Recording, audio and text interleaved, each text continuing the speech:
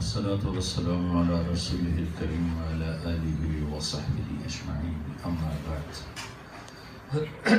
میرا محترم بھائی اور بہنوں،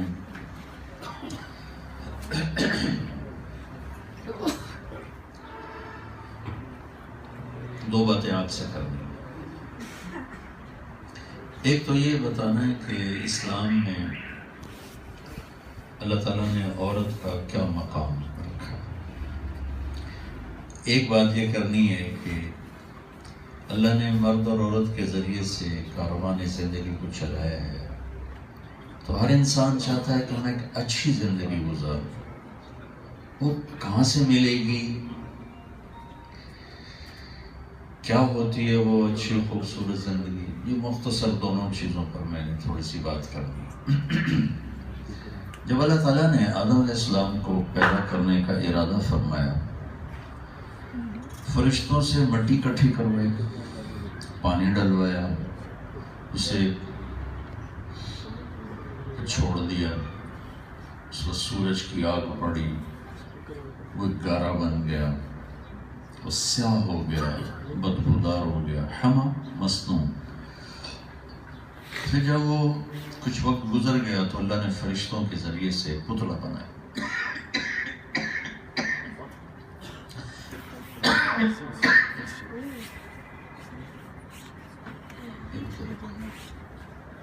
یہ پتلا کتنی دیر پڑا رہا اللہ جانتا ہے۔ پھر جب اللہ نے روح ڈالنے کا ارادہ فرمایا، روح ڈالی، پھر ان کو کپڑے پہنائے۔ پتلا ایسے ہی ننگا پڑا ہوا تھا، روح ڈالی، کپڑے پہنائے، جنت میں داخل فرماتے۔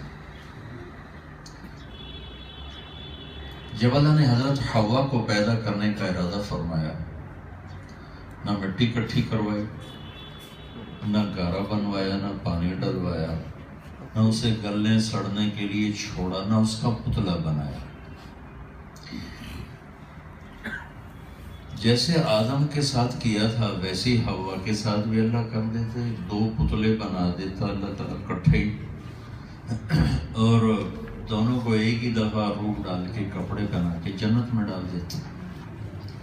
اللہ تعالیٰ نے پہلے دن سے عورت کی بنانے میں بھی اس کی عزت اور احترام کو نمایاں کیا۔ ننگا پتلا پڑا ہوا ہو، فرشتوں کے لیے تو دونوں بیکار چیزیں تھیں کہ یہ کون ہے کیا ہے، لیکن اللہ نے پہلے دن سے عورت کو پردے میں رکھا۔ اس کے لیے پتلا نہیں بنا، اس کا وہ بدن مٹی کا بنا ہوا سامنے نہیں کیا، جنت میں پہنچا دیا۔ آدم علیہ السلام کے اندر تنہائی کا احساس پیدا کیا، کسی کے ساتھ ہونے کی طلب پیدا کی۔ جنت کے باوجود دل خوش نہیں ہے، کوئی خلا ہے، کوئی کمی محسوس ہو رہی ہے۔ جنت کی نعمتوں کے بعد بھی یہ خلا، یہ کمی، یہ انتظار، یہ عورت کی عظمت اور عزت کو بڑھانے کے لیے۔ جب پیدا کیا تو آدم علیہ السلام کو سلا دیا، اور جب ان کی آنکھ کھلتی ہے تو دیکھتے ہیں کہ ان کے پہلو میں ایک خاتون ہے، پورے لباس، ایک دم دل ان کی طرف کھنچتا ہے، لیکن اللہ سے پوچھتے ہیں یہ کون ہے؟ تو اللہ تعالیٰ فرماتے ہیں یہ آپ کی زندگی کی ساتھی ہے، حوا۔ یہ بات تو اکثر مسلمانوں کو معلوم ہے کہ اللہ نے ساری دنیا میں یوسف علیہ السلام جیسا خوبصورت کوئی نہیں پیدا کیا۔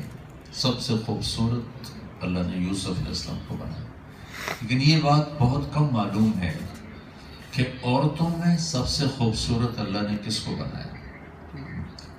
تو ایک روایت میں آتا ہے کہ اللہ تعالیٰ نے آج تک اور قیامت تک جتنی عورتیں پیدا ہوں گی اس میں حوا سے زیادہ خوبصورت کوئی عورت نہیں آئی۔ اللہ نے سب سے خوبصورت حضرت حوا کو بنایا، سب سے حسین، اور اماں ابا دونوں کا قد 130 فٹ تھا، 130 فٹ، جو جنت کا اصل قد ہے اللہ تعالیٰ ہمیں واپس اسی قد پہ لے جائے گا۔ یہ تو ٹائم کے گزرتے گزرتے گزرتے وقت خود کے ساتھ ہے، چیز کا استعمال جو ہوتا ہے نا، چیز کو کم کرتا ہے، اس کی حجم کو کم کر دیتا، ایسے ٹائم نے ہمیں چھیلا ہے، اور چھیلتے چھیلتے چھیلتے یہ قد آ بچے ہیں۔ جنت والے نے واپس 130 فٹ پہ لے جائے گا۔ وہ ایک ذمہ دار نے اپنے مراسی کو گھوڑا دیا کہ اس کی مالش کرو، وہ مالش کرنے کھڑا ہو گیا۔ مراسی بڑی نازک قوم ہوتی ہے، ذمہ دار گھر گیا، وہ جا کے سو گیا۔ پیچھے چور آئے اور گھوڑا لے کے بھاگ گیا۔ جب صبح مراسی کی آنکھ کھلی، اس نے دیکھا تو گھوڑا تو ہے نہیں، میری تو آج خیر کوئی نہیں۔ وہ گھر گیا اور خرگوش اپنا لا کر نہ باندھ کے اس کی مالش شروع کر دی۔ زمیندار باہر نکلا، اس نے کہا میرا گھوڑا کی دیکھ لیا اکھل ہوتا ہے، اگر فٹے منہ گھوڑا رہتا، خرگوش ہے کیسا ہی گھوڑا ہے، ساری رات مالش کیتی ہے تو گھس گھس گھس کے خرگوش ہے۔ تو وہ مراسی کی بات تو لطیفہ ہی ہے، لیکن ہمارے ساتھ ایسا ہی ہوا ہے، حقیقتاً ایسا ہوا ہے۔ 130 فٹ سے گھٹتے گھٹتے گھٹتے یعنی کتنے سالوں کا، کتنا زمانہ اللہ کے سوا کوئی جانتا نہیں، یہ قیامت کے قریب قد اور چھوٹے ہو گئے۔ پھر جن کے نصیب میں جنت ہوگی اللہ ان کو جنت نصیب فرمائیں گے، اور ان کی ہائٹ دوبارہ 130 فٹ کر دی جائے گی۔ تو اللہ نے خواتین میں حضرت حوا جیسا کسی کو نہیں بنایا، سب سے حسین۔ تو جنت کو بھی خوبصورت بنایا، آدم علیہ السلام کی تنہائی کو دور کیا، ان کا دل لگنے لگا۔ تو نکاح ہوا، ہمارے نبی کی فضیلت پہلے دن سے چل رہی، نکاح ہوا، اللہ تعالیٰ نے فرمایا آدم مہر ادا کرو۔ کہنے گے کیا مہر ادا کرو؟ تو جنت تو سونے چاندی سے بھری پڑی تھی، اللہ کہہ دیتے یہ سونا اٹھا کے اس کے قدموں پہ قربان کر دو۔ اللہ تعالیٰ نے فرمایا کہ آدم تیری نسل میں میرا آخری نبی آنے والا ہے، اس پہ ایک دفعہ درود پڑھ دے، یہی تیری بیگم کا مہر۔ پہلا رشتہ جو اللہ نے قائم کیا اس کائنات میں وہ خامد اور بیوی، عورت کا سب سے پہلا روپ وہ بیوی، اور آخری روپ بھی بیوی ہے۔ آخری کیسے؟ جنت میں ہر عورت اپنے خامد کے ساتھ اور ہر مرد اپنی بیوی کے ساتھ جوڑا جوڑا زندگی گزاریں گے، جو زندگی کی آخری اور ابدی شکل ہے۔ اگرچہ سب قریب ہوں گے، وَمَنْ صَلَحَ مِنْ آبَائِهِمْ وَأَزْوَاجِهِمْ وَذُرِّيَّاتِهِمْ، قریب ہوں گے، لیکن رہن سہن ہر جوڑے کا الگ الگ۔ تو ابتدائی رشتہ بھی اللہ تعالیٰ نے بنایا خامد اور بیوی، اور آخری رشتہ بھی اللہ تعالیٰ نے بنایا جنت میں خامد اور بیوی کا۔ باقی جتنے رشتے ہیں ان کے لیے چند آیات، اور خامد اور بیوی کے رشتے کو چلانے، باقی رکھنے، کوئی جھگڑا ہو جائے تو صلح کرنے، نہیں صلح کی شکل تو جدا ہونے کے لیے سینکڑوں آیات اللہ نے اتاری، سینکڑوں، پوری صورت ایک گھر کی آبادی کے اصول بتانے کے لیے اللہ تعالیٰ نے اتاری۔ ایک اس کی اہمیت کی وجہ سے، ایک اس کی کمزوری کی وجہ سے۔ باقی رشتے ٹوٹتے نہیں، ہماری اولاد، ہم کسی کی اولاد، یہ رشتہ نہیں ٹوٹ سکتا، اچھے ہوں برے ہوں، فرما بردار ہوں نافرمان ہوں، اولاد ماں باپ، یہ رشتہ ٹوٹ نہیں سکتا۔ بھائی بھائی، بہن بھائی، بہنیں بہنیں، یہ رشتے ٹوٹتے نہیں۔ صرف کائنات میں ایک رشتہ ہے، خامد اور بیوی، جو ایک بول پہ ٹوٹ جاتا ہے، باقی رشتے ٹوٹتے ہیں۔ تو اللہ تعالیٰ نے اس کو بچانے کے لیے اور اسے خوبصورت بنانے کے لیے سینکڑوں آیات قرآن میں اتاری ہیں، اور یہ عورت کا پہلا روپ ہے بیوی، اور خامن کا اور مرد کا پہلا روپ ہے خامن۔ ماں باپ کی شکل بعد میں بنی، بہن بھائیوں کی شکل بعد میں بنی، چاچے تائے نانے دادے دادیاں پھوپھی پھوپھی، یہ ساری شکلیں بعد میں بنی ہیں۔ سب سے پہلی شکل کسی مرد کی خامن ہے اور کسی عورت کی بیوی۔ یہ بنیادی رشتہ ہے، جب یہ خوبصورت بنتا ہے تو سارے رشتے خوبصورت ہو جاتے ہیں۔ جب یہ رشتہ بگڑتا ہے تو آگے ساری نسل بگڑ جاتی ہے۔ اس لیے شیطان روزانہ اپنی جو کچہری لگاتا ہے تو وہ اپنے شیطانوں سے پوچھتا ہے، بتاؤ بھائی آج کی کیا کارگزار ہے؟ روزانہ ہے اس کی، روزانہ بڑے بڑے گناہ بتاتے ہیں شیطان، یہ کروایا، یہ کروایا، یہ کروایا، کفر، شرک، قتل، شراب، زنا، ڈاکے، چوریاں۔ وہ چپ کر کے سنتا ہے، کوئی بھی رسپانس نہیں دیتا، وہ کرتا رہتا۔ ایک کالا سا پتلا سا لنگڑا شیطان کھڑے ہو کر کہتا ہے کہ حضور میں نے خامد اور بیوی کو لڑا دیا، تو وہ اپنی کرسی سے اچھل پڑتا ہے اور کہتا ہے شاباش تو اصل کام کر کے آیا ہے۔ پھر اس کو اپنے قریب بلاتا ہے، پھر اس کو گلے لگاتا ہے، پھر اپنی چیئر پر اپنے ساتھ بٹھاتا ہے کہ اس نے اصل کام کیا ہے، تمہارے سارے کام چھوٹے چھوٹے ہیں، وہ انفرادی نوعیت کے ہیں۔ خامد اور بیوی کی لڑائی نسلوں کو برباد کر دیتی، خاندان تباہ ہو جاتے ہیں، اولادیں برباد ہو جاتی ہیں۔ قابل رحم، چونکہ میرے پاس بہت سے واقعات آتے ہیں، تو خامد نے ظلم کیا چھوڑ دیا تو بچوں کو دیکھ کر خود بخود رونا آتا ہے، بیوی بدتمیز نکلی، اس نے گھر چھوڑ دیا، بچے پھینک دیے، بچوں کو دیکھ کے رحم آتا ہے، رونا آتا ہے، نسلیں برباد ہو جاتی ہیں۔ تو سب سے زیادہ قرآن نے، میرے رب نے جو عورت کو ہائی لائٹ کیا بطور بیوی کی کیا۔ ہمارے ماحول میں ماں کا بڑا مقام ہے، اس پر بہت آیات ہیں، لیکن بنیادی رشتہ اللہ نے بیوی اور خامن بنایا ہے، جس سے نسل بنتی ہے، چلتی ہے۔ اور یہ اللہ کو ان کی محبت اتنی پسند ہے کہ یہ دنیا ہے اس میں اونچ نیچ ہو جاتی ہے، تو اگر خامن بیوی آپس میں لڑ پڑیں اور پھر آپس میں وہ صلح کر لیں، آپس میں صلح کر لیں، تو یہ صلح اللہ کو اتنی پسند ہے کہ اللہ اس پر ان کے پچھلے سارے گناہ معاف فرما دیتے ہیں۔ اللہ کو اتنی پسند ہے یہ صلح۔ پھر اللہ تعالیٰ نے کسی رشتہ کو یہ نہیں کہا کہ یہ میری نشانی ہے۔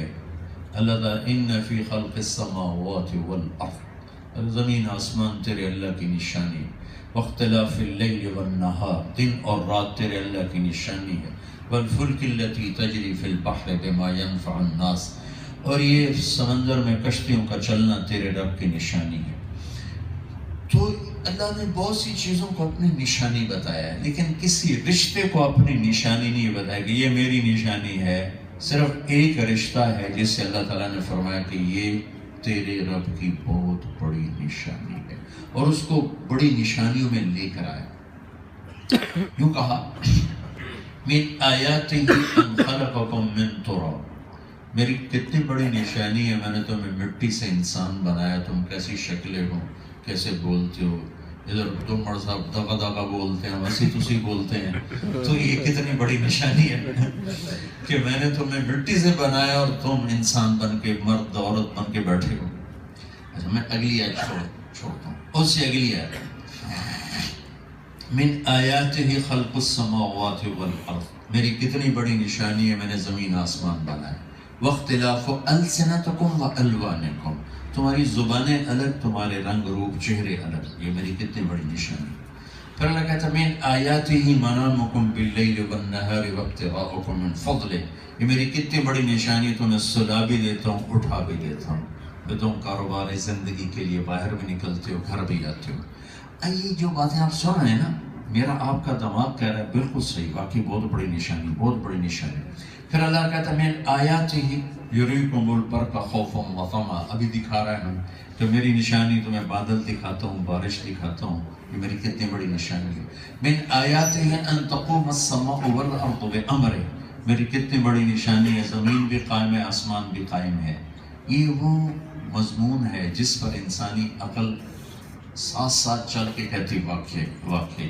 اب میں وہ آیت پڑھنے لگا ہوں جس کو سن کر شاید آپ بھی حیران ہوں گے، مستورات بھی حیران ہوں گی کہ اللہ تعالیٰ کہہ رہا ہے کہ میری کتنی بڑی نشانی ہے کہ میں نے خامد اور بیوی کا رشتہ بنایا، یہ بھی میری زمین آسمان جیسی بڑی نشانی ہے۔ وہ کیا ہے؟ اور اس کو دو کے درمیان ذکر ہے، من آیاتہ ان خلقکم من تراب، میری بہت بڑی نشانی تمہیں مٹی سے بنایا۔ من آیاتہ خلق السماوات والارض، میری بہت بڑی نشانی زمین آسمان کا بنانا۔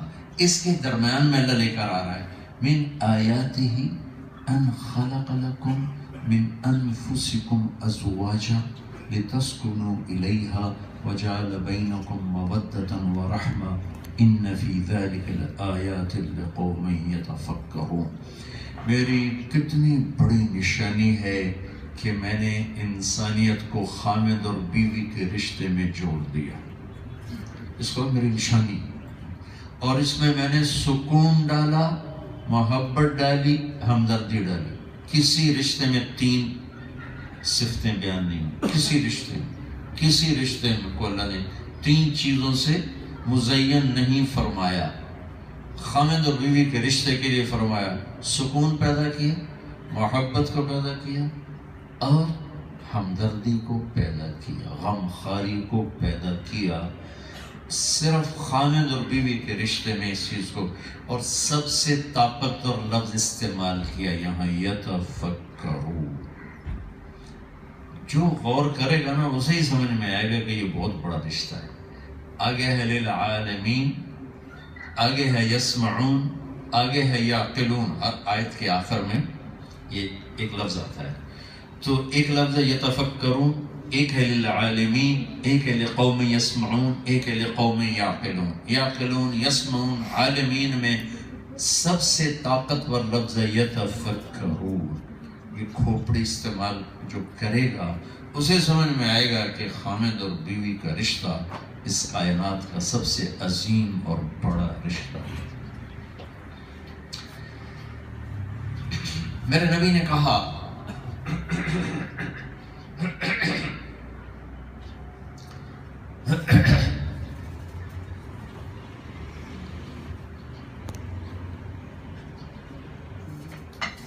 الدنیا کلها متاع وخیر متاعها المرأة الصالحة۔ ساری دنیا ایک مختصر سا ساز و سامان ہے، اور اس مختصر سے سامان میں جو سب سے قیمتی چیز ہے وہ نیک بیوی ہے۔ سب سے قیمتی چیز نیک بیوی ہے، نیک عورت، سب سے قیمتی دولت، سب سے قیمتی سرمایہ۔ پھر اس کو ہائی لائٹ کیا کہ بچی کو بیوی کے روپ میں ڈھالنے پر ملتا کیا ہے۔ میرے نبی نے کہا جس کی 3 بیٹیاں اور اس نے ان کی شادی کی تو جنت میں میرے ساتھ ایسے ہو جائے گا، 2 انگلیاں ملائیں ایسے۔ ایک نے کہا اگر 2 بیٹیاں ہوں پھر، تو آپ نے کہا جو 2 کی شادی کرے گا وہ بھی ایسے ہوگا۔ اللہ تعالیٰ بھلا کرے، ایک صحابی کا وہ کہنے کہ یا رسول اللہ ایک ہی ہو تو پھر دوئی دا چکر ہی مک گیا ہو۔ تو آپ نے کہا جس کی 1 بیٹی ہے اس نے اس کو ڈولی میں بٹھا کر رخصت کے، وہ بھی میرے ساتھ ایسی ہو جائے۔ 10 بیٹوں کی شادی کرے، 10 بیٹوں کی شادی کرے، کوئی جنت کا وعدہ کرے، اجر ہے، جنت کا وعدہ کوئی نہیں۔ 1 بیٹی کو کسی کی بیوی کے روپ میں بنا کے پیش کر دے تو میرا رب کہتا ہے، میرا نبی فرماتے ہیں کہ وہ اور میں جنت میں ایسے ہو جائیں، یوں ہو جائیں، ایسے ہو جائیں۔ اور بیٹی کے روپ میں یہ فضیلت سنائی، یہی بہن بن جائے تو اللہ کے نبی فرماتے ہیں جس کو اللہ نے 2 بیٹیاں دی یا 2 بہنیں، جس کو 2 بہنیں دی، اس نے بہنوں کی شادی کی بہنوں کا حق ادا کیا، بس کا باپ مر جاتا ہے، بھائی باپ بن جاتا ہے. تو کچھ بھائی ہوتے ہیں جو بہنوں کا حق ہی کھا جاتے ہیں، کچھ ہوتے ہیں جو ان کے ہاتھ بھی پیلے کرتے ہیں، ان کا حق بھی دیتے ہیں. ہمارے دیش میں بیٹیوں کو وراثت میں کوئی حصہ نہیں دیا جاتا، نہ پٹھانوں میں، نہ پنجابیوں میں، نہ بلوچوں میں، نہ سندھیوں میں، سارا بیٹی اٹھا کے لے جاتے. تو میرے نبی نے 1400 سال پہلے عورت کے ظلم کی طرف اشارہ کر دیا تھا کہ اس پر یہ ظلم ہوگا. پوری دنیا میں عورت کمزور ہے. تو میرے نبی نے فرمایا جس نے 2 بہنوں کے ہاتھ پیلے کیے ان کا حق ادا کیا، حق ادا کیا. جو باپ کی وراثت میں، خود جو کمائے وہ نہیں، جو باپ کی وراثت میں ہے اس میں سے اس کو سرخرو کیا تو جنت اس پہ واجب ہوگی، جنت میں جائے گا.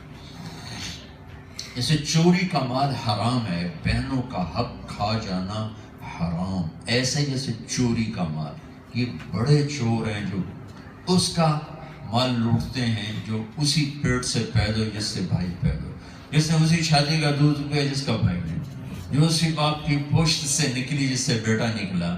لیکن یہ بہن کا چور بنا ہوا ہے، یہ سب سے گندا چور ہے، برا چور. میں رائمنڈ پڑھتا تھا تو میں اپنے استاد صاحب رحمۃ اللہ علیہ مولانا جمشید صاحب ان کے لیے شہد کی ایک بوتل لے کر گیا. اس وقت شہد کی بوتل 10 روپے کی آتی، 10 روپے. تو میں نے جا کے پیش کی، کہنے کہ کہاں سے لائے ہو؟ میں نے کہا جی ہمارے اپنے باغ کی ہے. اپنے باغ سے میں نے اتروایا تھا، لے کر آ گیا. تو 10 روپے کی بوتل ہے اور میرے استاد کا سوال دیکھو. فرمانے لگے، اس وقت میرے والد بھی زندہ تھے، والد فرمانے لگے یہ بتاؤ تیرے باپ نے اپنی بہنوں کو زمین کا حصہ دیا تھا؟ اس سوال اور شہد کی بوتل میں جوڑ کے آئے، اگر تیرے باپ نے میرے دادا کی وراثت میں سے اپنی بہنوں کو، میری پھوپھیوں کو حصہ دیا تو یہ شہد میرے لیے حلال ہے، اور اگر نہیں دیا تو یہ حرام ہے. یہ سوال. میں نے کہا استاد جی اللہ کا لاکھ لاکھ شکر ہے میرے باپ کی بہن ہی کوئی نہیں تھی. اللہ نے امتحان میں ڈالا ہی کوئی نہیں، چونکہ اگر ہوتی کدی نہ دینا. کون دینا؟ اسے دینا ہے کسی نے پتہ ہی کوئی نہ، میں بہن کا بھی کوئی حق ہوتا. پتہ نہیں داج دے چھڑے ہے، داج ہماری پنجاب میں داج دے چھڑے ہے، بس ہوں مگرو لاؤ. تو وہ تو میں نے کہا کہ استاد جی اللہ کا شکر ہے میرے باپ کی بہن ہی کوئی نہیں تھی. تو وہ ہنس پڑے، کہنے کہ اچھا تو پھر تیرے دادا نے اپنی بہنوں کو حصہ دیا تھا؟ میں کو اس لیے میں جمع ہی کوئی نہ ہوں، میں تو اس نے جمع ہی کوئی. کہنے کہ اچھا ٹھیک ہے رکھ دو. بہن کا حصہ کتنا شریعت میں ضروری ہے. ایک میرے استاد نے شہد کی بوتل پر سوال کر کے مجھے موت تک کے لیے بیدار کر دیا. میں کب سے یہ پیغام بیانوں میں سناتا ہوں کہ اپنی بہنوں کو کا حق پہچانو، ورنہ جیسے کسی اور کا حق لے کے مر گئے تو جنت کی ہوا نہیں لے سکتا آدمی، ایسے جو بہنوں کا حق لے کے مر گئے وہ کہاں سے جنت کی ہوا لے سکتا. پھر یہی جب ماں بن جاتی ہے تو میرے نبی نے فرمایا، ایک صحابی ہے، یا رسول اللہ بہت بڑا گناہ ہو گیا، کیا کروں؟ آپ نے کہا تیری ماں زندہ ہے؟ کہا جی ماں تو فوت ہو گئی. کہا تیری خالہ زندہ ہے؟ کہا جی زندہ ہے. کہا جا اس کی خدمت کر معاف ہو جائے گا. سبحان اللہ، کیا عجب بات. گناہ تو اس کے اور اللہ کے درمیان کی چیز. اور میرے نبی کہہ رہے ماں کی خدمت کر، وہ نہیں اچھا جا ماسی کی خدمت کر معاف ہو جائے گا. خود آپ نے اپنی تمنا کا اظہار کیا، کاش میری ماں زندہ ہوتی تو تم دیکھتے میں کیا کرتا. میں عشاء کی نماز کے مصلی پہ کھڑا ہوتا اور میں سورۃ فاتحہ پڑھ رہا ہوتا اور میرے گھر سے آواز آتی، میری ماں مجھے کہتی بیٹا محمد، تو میں ماں کے لیے نماز توڑ دیتا اور میں کہتا لبیک ماں جی میں حاضر ہوں. یہ کعبہ قوسین او ادنا، اتنے بڑے مقام پہ پہنچ کر یہ تمنا ہے کہ کاش میں اپنی ماں کی خدمت کرتا. میں اپنی ماں کے پاؤں دھوتا. اتنے بڑے مقام پر پہنچنے کے بعد آپ نے فرمایا میں جنت میں گیا, مجھے قرآن کی تلاوت سنائی تھی. میں نے پوچھا کہ کون تلاوت کر رہا ہے؟ مجھے کہا گیا جی یہ حارثہ بن نعمان ہے.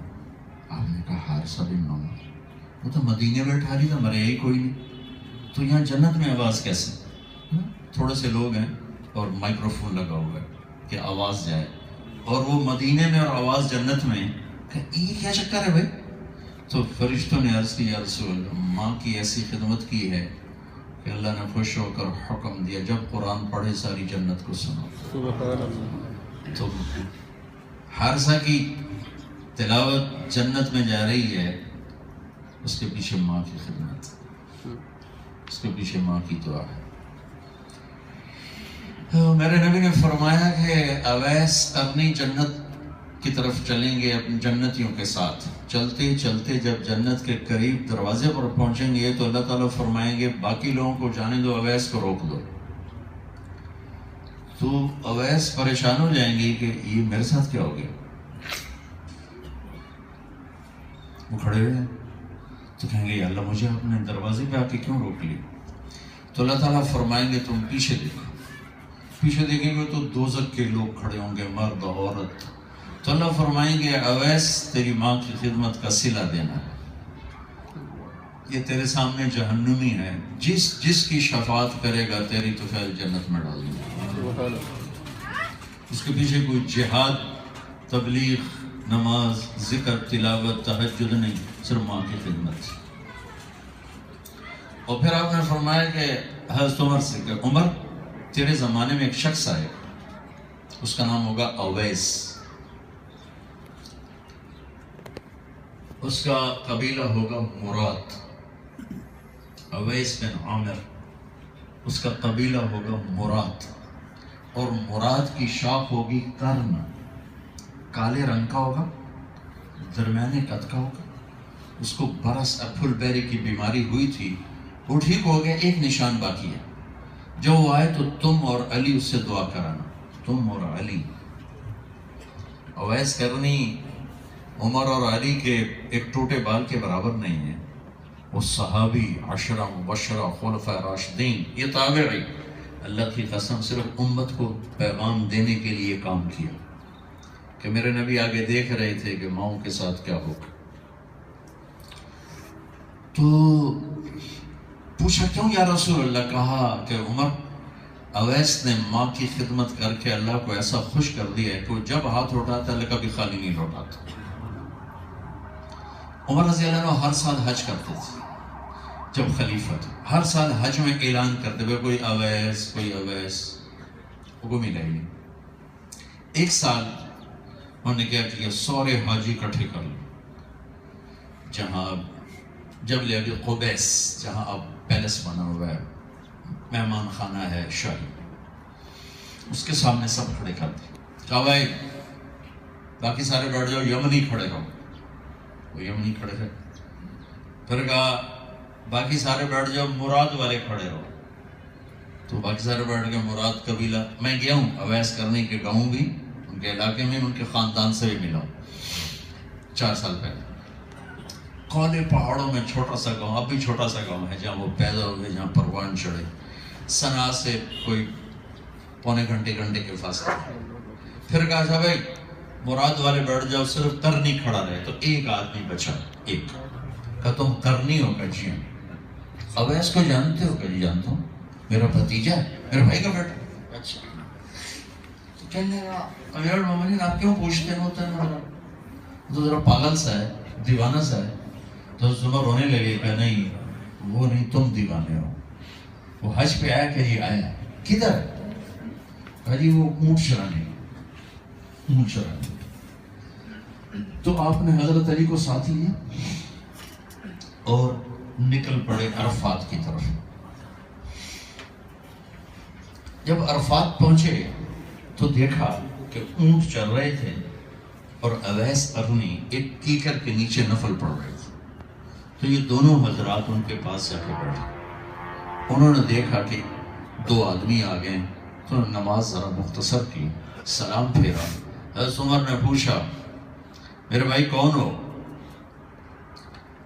کہا جی مزدور ہوں۔ اچھا نام کیا ہے؟ کہا جی اللہ کا بندہ۔ کہہ رہے بھائی ہم سارے ہی اللہ کے بندے ہیں، تیری ماں نے تیرا نام کیا رکھا ہے؟ وہ تو جانتے نہیں تھے، پہلی دفعہ حج پہ آئے تھے۔ وہ کہنے لگے بھائی آپ کون ہو میرا انٹرویو کرنے والے؟ کیا غرض ہے آپ کو میرا نام پوچھنے سے؟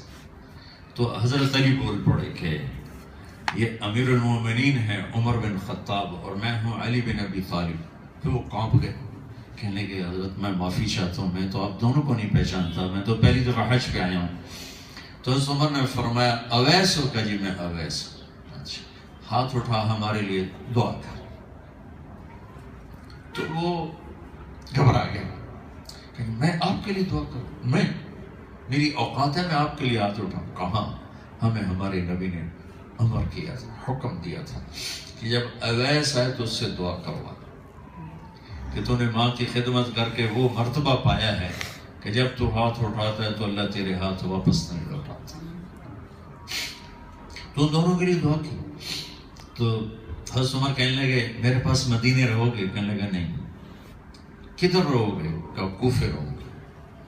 کہا میں وہاں کے گورنر کو پیپر دے دوں کہ تیرا خیال رکھے؟ کہا نہیں نہیں نہیں، میں تو فقیر بن کے رہنا چاہتا ہوں، کوئی وی آئی پی بن کے نہیں رہنا چاہتا۔ کوفے چلے گئے۔ اگلے سال حج میں کوفے کے کوئی سردار آئے ہوئے تھے، تو حضرت عمر نے پوچھا اویس کے سال میں تھا؟ کہا جی خستہ ہی حال ہے، فقر۔ ارے وہ بہت عظیم آدمی ہے، اس کا یہ قصہ ہے، ابھی تم جب جاؤ تو اس سے دعا کروانا۔ جو حج سے واپس آئے تو اویس کو ڈھونڈتے ڈھونڈتے پہنچو دریائے فرات پر، نفل پڑھ رہے تھے۔ وہ جا کے بیٹھ گئے، نفلوں سے فارغ ہوئے تو کہنے لگے اویس میرے لیے دعا تو کرو۔ وہ فرمانے لگے حج پہ تم گئے دعا میں کروں، تم دعا کرو، تم حاجی ہو۔ کہ نہیں یار تم دعا کر۔ تو کہنے لگے کہیں عمر سے تو ملاقات نہیں ہے تمہاری؟ اس نے تو نہیں بتایا تمہیں؟ کہا ہاں میری امیر المومنین سے ملاقات ہوئی۔ تو انہوں نے اس کے لیے دعا کی اور رات کو اپنا بوریا بستر اٹھا کے کوفے سے بصرے چلے گئے کہ ادھر تو اب میں بزرگ بن جاؤں گا، لوگ میری ملاقاتوں کو آئیں گے۔ تو یہ ساری کہانی آج 1400 سال کے بعد جو میں دوہرا رہا ہوں، ان کے کسی جہاد، تبلیغ، ذکر، تلاوت، تہجد، روزے کی وجہ سے نہیں، ماں کی خدمت کی وجہ سے، ماں کی خدمت کی وجہ سے۔ تو ہر روپ میں اللہ تعالیٰ نے عورت کو عزت بخشی، اور سب سے بنیاد اس میں جو بنتا ہے رشتہ، وہ خامند اور بیوی کا رشتہ بنتا ہے۔ اور بھائیو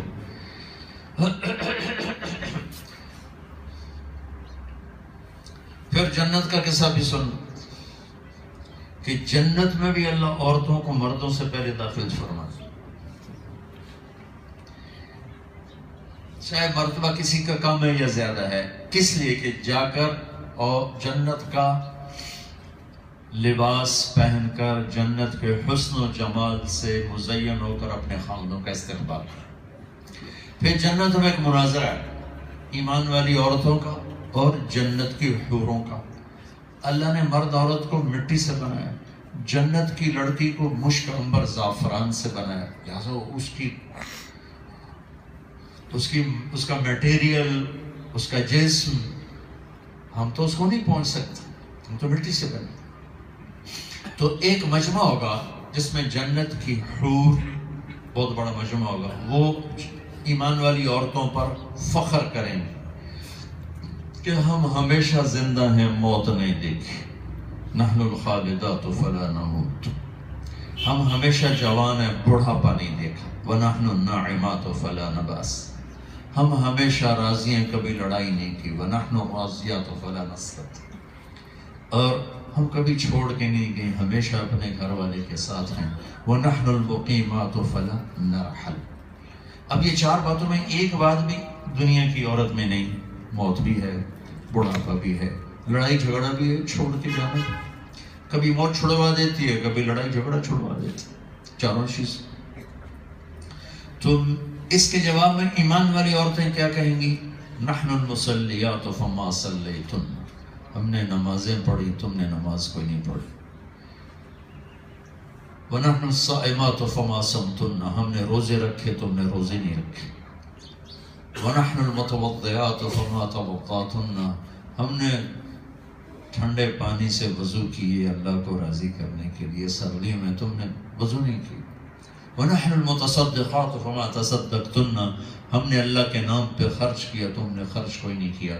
حضرت عائشہ فرماتی ہیں فَغَلَبْنَهُنَّ تو اللہ ایمان والی عورتوں کو جنت کی عورت پہ عزت مرتبہ عطا فرمائے گا، اور یہ بلندی اور عزت اور مرتبہ جنت کی عورت سے 70,000 گنا زیادہ ہوگا. 70,000 گنا کا مطلب ہے لامحدود. 70 عربی میں لامحدود کے لیے آتا، کوئی اس کی حد نہیں ہوگی. حضرت ام سلمہ نے پوچھا یا رسول اللہ دنیا کی عورت کا درجہ بڑا ہے یا جنت کی حور کا درجہ بڑا ہے؟ النساء الدنیا افضل من نساء الجنہ. آپ نے کہا بل نساء الدنیا. کہا ام سلمہ دنیا کی عورت کا درجہ بڑا ہے. کہا بیما وہ کیوں یا رسول اللہ؟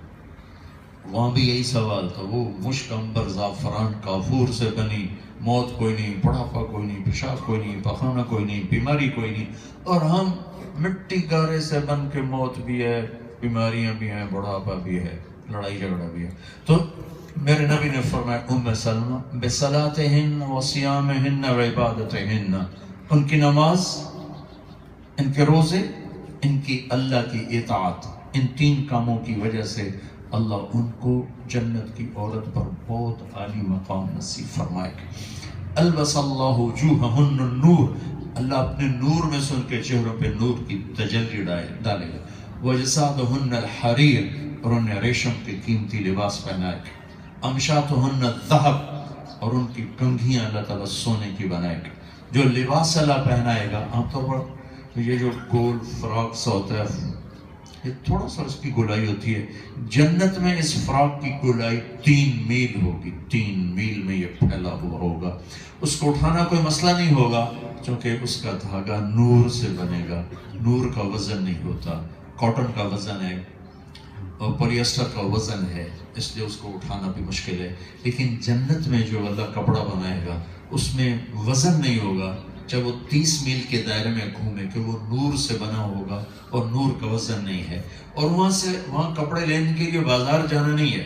اللہ نے ہر جنتی کو، ہر جنتی مرد عورت کو ایک درخت ہے جس کا نام ہے طوبہ، بس صرف اس پر پھول ہیں بڑے بڑے، صرف ارادے کا اظہار ہوگا کپڑے. تو یہ جو موبائل کیمروں میں ایک جو ایسے فلیش آ رہا ہوتا ہے فوٹو لینے کا، ایسے ایک فلیش آئے گا اور کیا ہوگا، کپڑے پہنے کتنے ہوں گے. ابھی تو ہم نے ایک جوڑا پہنا ہے، اوپر جرسی ہے اوپر چادر ہے. گرمیوں میں موٹے کپڑے اتر جاتے ہیں لیکن پتلا کپڑا بھی وزن رکھتا ہے. ہر مرد عورت کو اللہ 100 جوڑے پہنائے گا. 100 ہر جوڑا. اب میرے چادر کے پیچھے قمیض چھپ گئی ہے، قمیض کے پیچھے بنیان چھپ گئی ہے اور جرسی کے نیچے کرتا چھپ گیا ہے. یہ 100 جوڑے الگ الگ نظر آئیں گے. آخری جوڑا جسم کو چھپائے گا اور باقی 99 جوڑے 100 جوڑے آگے پیچھے آگے پیچھے آگے پیچھے پورے نظر آئیں گے. ہر جوڑے کے لحاظ سے چہرے پر اللہ تعالیٰ میک اپ کی پرچھائیاں لائے گا جو اس کے حسن و جمال کو اس کے لباس کے ساتھ زیادہ کریں گی. اب یہ 100 جوڑے پہننا بھی اوکھا ہی کام میں عمل ہے. جب جوڑ کے پاپا اتارنا بھی بڑا اوکھا کام. ساری جنت میں لانڈری کوئی نہیں، واشنگ مشین کوئی نہیں، تو کرے گا کی تو کیا ہوگا؟ سبحان اللہ، سارا کام اللہ اپنے ذمہ لے گا. صرف ہر مرد عورت خواہش کرے گا کپڑے چاہیے، تو ایک روشنی کا جھماکہ آئے گا. اور جب آپ اپنے آپ کو دوبارہ دیکھو گے یا دیکھو گی تو آپ کے اگلے 100 جوڑے غائب ہو چکے ہوں گے اور نئے 100 جوڑے آپ پہن چکے ہوں گے. پوری جنت میں ایک بیگ کوئی نہیں، ایک بیگ کوئی بھائی تھے کپڑے رکھ لو، کوئی الماری کوئی نہیں بھی یہاں کپڑے لٹکا دو. پوری جنت اس طریقے کوئی نہیں. نیشنل والے تو مر گئے تھے. پوری جنت اس طریقے کوئی نہیں، کچن کوئی نہیں. تمنا ہے، خواہش ہے. دونوں بیگم میاں بیٹھے ہوں گے، ایک فرشتہ نوک کرے گا تو خادم پوچھے گا جی کہ مجھے اللہ نے بھیجا ہے، تو وہ آ کر اجازت مانگے گا، اجازت ملے گی، ویسے اس نے تھال اٹھایا ہوگا اور آ کر دونوں کے سامنے رکھے گا، جی حضور یہ اللہ نے آپ کے لیے تحفہ بھیجا، اس کے اوپر ایسے ریشمی کپڑا ہوگا، تو ایسے وہ کپڑا اٹھائیں گے تو اس کے نیچے پھل پڑیں گے، وہ پھل دیکھ کر کہیں گے یہ اللہ نے بھیجا ہے، جی کہیں تو میں نے ابھی کھایا، تو وہ فرشتہ کہے گا کہ اللہ تعالیٰ فرما رہے ہیں اس کو ذرا چیک کر، تو جب یہ اس کا ایک ٹکڑا منہ میں ڈالیں گے، اس کی جنت میں اگر 10 لاکھ قسم کے پھل ہیں، 10 کروڑ قسم کے پھل ہیں، ٹھیک، تو جب یہ ایک ٹکڑا منہ میں ڈالے گی، ایک ٹکڑا، اس شہنشاہ کی قسم جو سن رہا ہے، اس ایک ٹکڑے میں 10 کروڑ پھلوں کا ذائقہ محسوس ہوگا، 10 کروڑ پھلوں کا ذائقہ الگ الگ الگ محسوس ہوگا، پھر آواز آئے گی وَأُتُوا بِهِ مُتَشَابِهًا، میرے بندے وہ اور تھا جو تو نے پہلے کھایا، یہ اور ہے جو تو اب کھا رہا، وَأُتُوا بِهِ مُتَشَابِهًا۔ اس زندگی تک پہنچنے کے لیے اللہ تعالیٰ نے جناب رسول اللہ صلی اللہ علیہ وسلم کو ہمارے اور آخرت کے، ہمارے اور اللہ کے، ہمارے اور جنت کے درمیان ذریعہ بنا کے دنیا میں بھیجا ہے، جنہوں نے زندگی سکھائی، وہ خوبصورت زندگی۔ میری دوسری بات آ رہی یہاں تو میں نے کو چھٹو جانے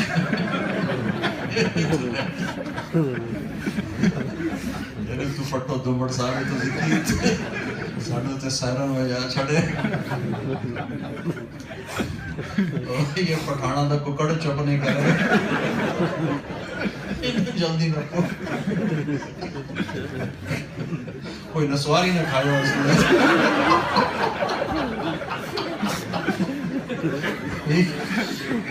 ایک پٹھان کا خرگوش گم ہو گیا تو لوگوں نے افسوس کیا کہ خان جی بڑا افسوس ہے آپ کا خرگوش گم ہو گیا، کہا پوچھا کوئی افسوس نہیں ہے، ہم نے اس کو نسوار کا عادی بنایا ہوا ہے، جب نشہ ٹوٹے گا ادھر ہی آئے گا۔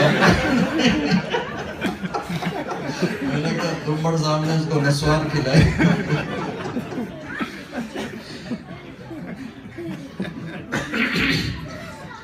تو میرے بھائیو بہنوں، ان سارے رشتوں میں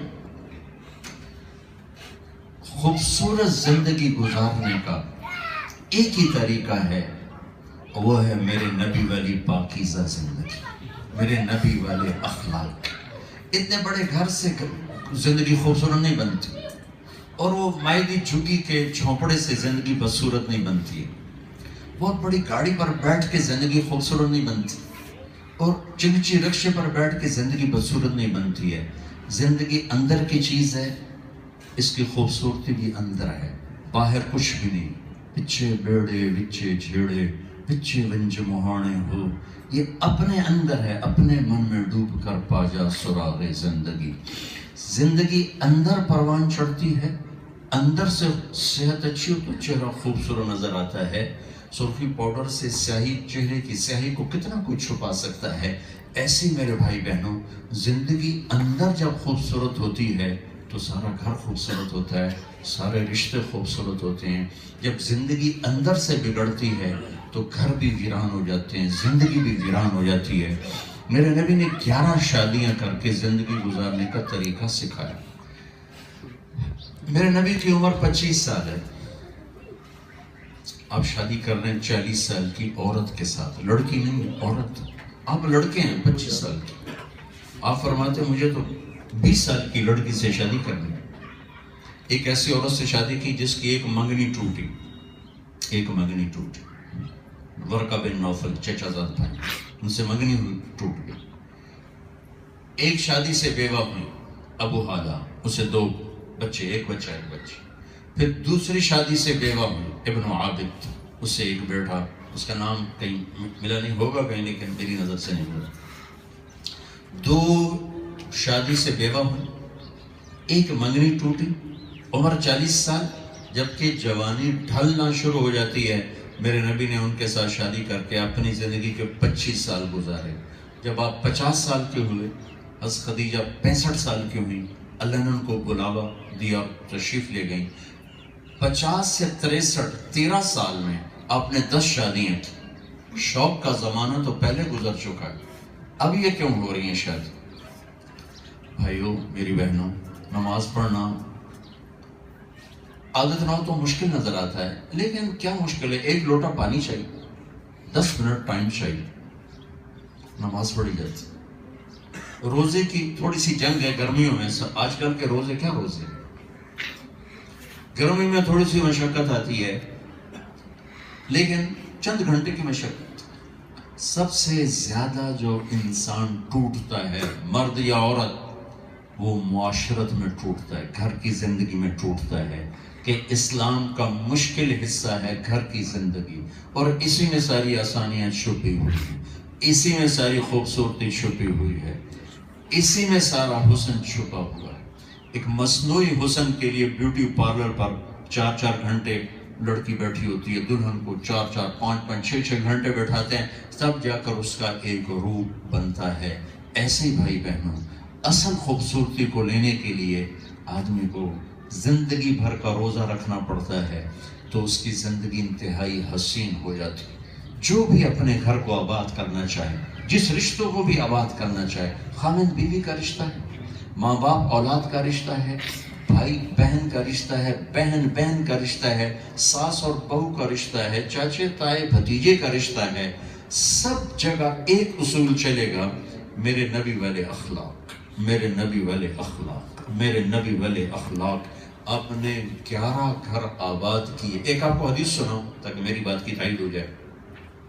ما تزوجت وما زوجت الا بوحی من السماء نزل به جبریل. آپ نے کہا لوگوں، میں نے جہاں شادی کی، میں نے جہاں بیٹی دی، پہلے آسمان سے جبریل اللہ کا امر لے کر آئے، پھر میں نے یہ کام کیا. تو میں نے پہلے کہہ دیا تھا کہ آپ کی شادیاں شوق کی شادیاں نہیں تھیں، آسمان سے حکم آیا، آپ نے قدم اٹھایا. یہ 11 گھر کیوں آباد کیے؟